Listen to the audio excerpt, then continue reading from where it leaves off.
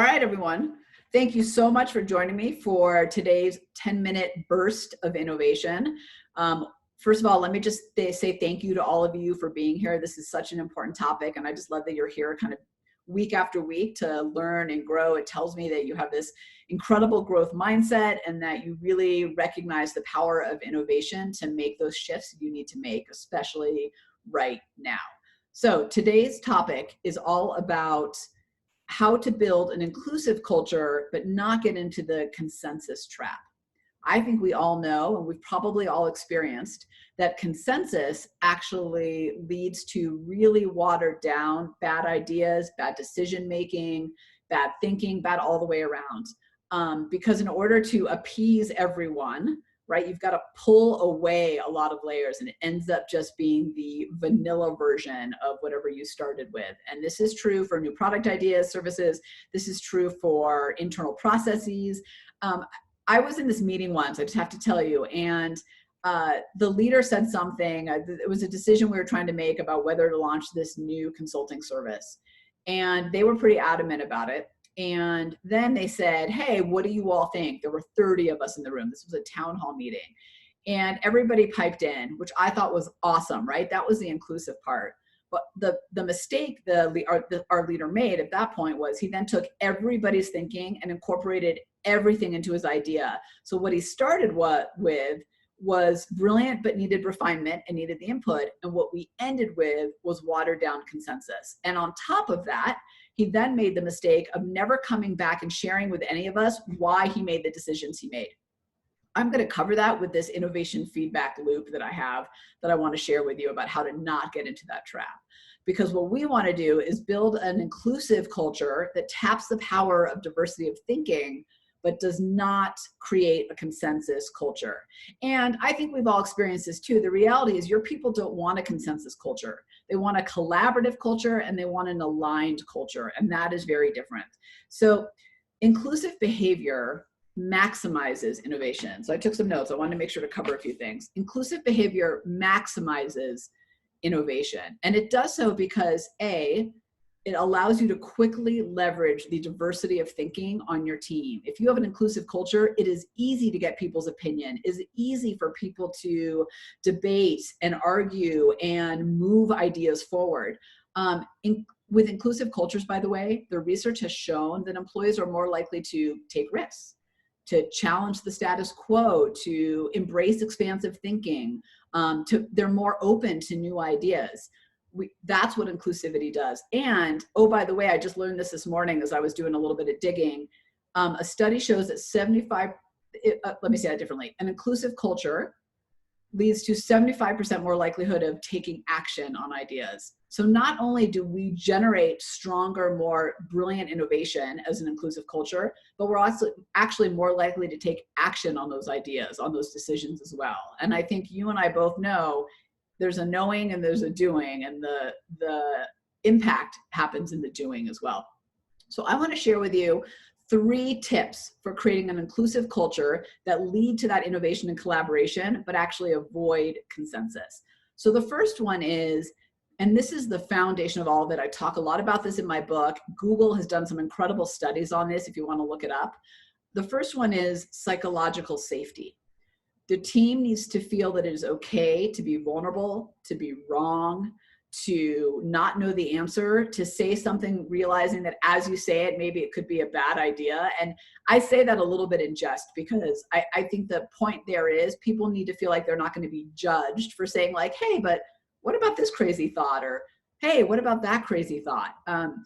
That's what's called psychological safety, and it is the foundation of vulnerability and trust. And I think as leaders, we really need to take a look at, are we creating that culture with our team?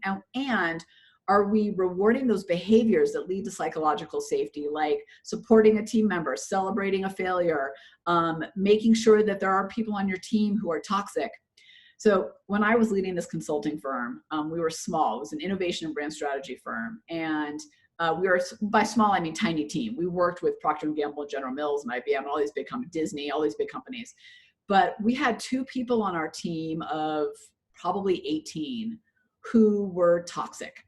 And in every meeting, they would instantly judge the other people in the room for whatever it is they said. And they would couch it in ways that seemed constructive, but we all know when they're not, right? We all have those. Do you have those people? Do any of you work with those where you're in a meeting and you know whatever you say, that person across the table is like, yeah, but, and you know they're judging it. So they would just, there were only two of them. And in fact, they were junior, but those two were enough to shut down that psychological safety. And I had to do a lot of work as a leader to work on their behaviors. The mistake I made early on is I let it go longer than it should, thinking, oh, they're only two people. Oh, it's everybody else is stronger than that. Oh, their actions don't matter as much. Or I wasn't even sure what to do about it, to be honest. But once I started fixing that problem, actually the psychological safety on our team, the willingness to be vulnerable, the willingness to trust went up. And when that went up, the innovation went up, and all of that happened. So the first part of this about creating an inclusive culture that really leads to collaboration and innovation is about that foundation of psychological safety. We could probably do an entire 3-hour session on how to build this on your team. I want you for now to just recognize and pay attention to your actions and your team actions, and making sure that there is room to speak your mind. There is room to debate. There is room to take risks. There is room to fail. All of those things actually have room on your team. Okay, I want to show you my slides for the second two. Share screen. Okay, so the second one is recognizing and making people totally aware that they are part of the innovation process, no matter what their job title is. And this is part about democratizing innovation. So if we want to create an inclusive culture, we want everybody to feel that their ideas, their thinking is valuable, no matter where they are. And, some people will say to me, oh, well, I don't, my thoughts are not valued here because, or in this project, because I'm the doer, right? I just implement what they say. Well, that's not true, because there's a lot of innovation on the acting side of it. I'm going to show you just on this slide, which kind of shows where the different everyday innovator styles actually fit. Now, I can play across all of them, but I thrive in a few places. And I know that I'm really good in those parts of the innovation process, and I'm inclusive. I involve other people because I know that I need their support to go through the entire process. This is a great screen, by the way, to take a picture of. So I'm a risk taker experiential. So I am great on the create side, right, when it's time to leap. And I'm great on the act side, meaning like I get to it, because that's how I innovate. But I've got people on my team in that build side as well, because I know that I need the help to be more well-rounded. The company needs the help to be more well-rounded. So when you think about this, think about is how do I truly leverage and include everybody on my team and help them recognize and identify with their role in the innovation process. It is so powerful. I've got a company whose leaders use this with their team, not because they want to force people into create, build, or act, but because they really want people to recognize, no matter what type of person you are, what your perspectives, your experience, your innovation style, your job description, you have a role in innovation. He said his inclusiveness, and hence his innovation, went up tenfold after that. Okay, the second thing I want to show you, and this is really important when it comes to not falling into the consensus trap. There's a big section about this in my book. What I want to highlight with you today is one specific area. This is the complete innovation loop, and it goes all the way from collecting ideas, gathering feedback, being kind of an open environment to people being able, and a structure for people to be able to funnel their ideas, their solutions, their thinking, all the way from that to kind of filtering through that thinking, all the feedback and ideas you get, from there to actually picking the ones to move forward with, to the fourth part, which is about communicating back. And this is the part I really want to talk about. That first part and that fourth part are super critical to inclusiveness, right? That first part up here with a guy with a little unlock, that is all about giving everybody on your team the opportunity to provide input in some way. But here's where there's a difference. On those next two phases, it becomes all about a team of people collaborating to filter through the ideas and figure out how to move forward. Here's my definition of collaboration, and it's not everybody's included all the time, believe it or not. It's the right people at the table at the right time, making the right decisions or solving the right challenges. That's important. So you go wide in the very beginning, you narrow it to that right cross-section of people, and then you go back out as I mentioned, I want to talk about this fourth part, which is about communicating back. Let me share a quick story. Look at my time. Share a quick story with you. I was talking to a woman who works at an aerospace company, and she told me something brilliant. She said, here's what we do, Tamara. We always have open innovation at our company, so everybody can contribute and provide their feedback. We share our challenges. We're very transparent as part of psychological safety. She said then that we have a cross-section of leaders who come together, filter through the ideas, and then decide which ones to move forward with. But here is what she told me that I want us all to really pay attention to. She said, Tamara, the fourth stage here is communicating back ideas. She said, here's what we do. Each of us are responsible for a certain set of people. And our job is to go to those people and say, hey, Greg, I loved your idea about this. We decided not to move forward with it for these reasons. Hey, Jill, loved your idea around this, but this part is the one we're really going to move forward with, not the others. Here's why. People don't need to be right. They need to be valued and heard. I say this time and time again, it is so essential. People don't need to feel right. They need to feel valued and they need to feel heard. If you want to build an inclusive environment that drives innovation and doesn't get into the consensus trap, you go wide, you bring it into a collaboration cross-section, and then you go wide again and you let them know their voices were heard. The more you let them know, the more they speak up. That's why it's a circle and not stages. The more that people contribute and then know what happens with their contributions, the more included that they feel. So hopefully that gives you a little bit of let me open the chat bar here. That gives you a little bit of understanding as to why it is so essential that we build a culture of inclusiveness to drive innovation. Again, inclusiveness allows us to take more risks. It allows us to tap that incredible human potential that we have inside of our organizations.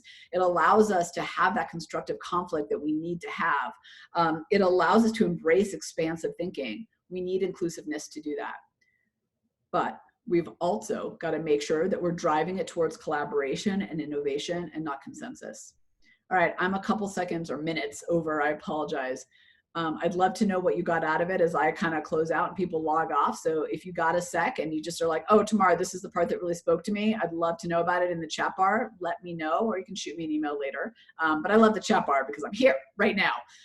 And I just want to remind you all that, hey, that Everyday Innovators Tribe is launched. People are joining and the Founders Opportunity ends on Friday. And I'm pretty sure you have an email somewhere about it. Although if you don't have a link, I can obviously get it to you.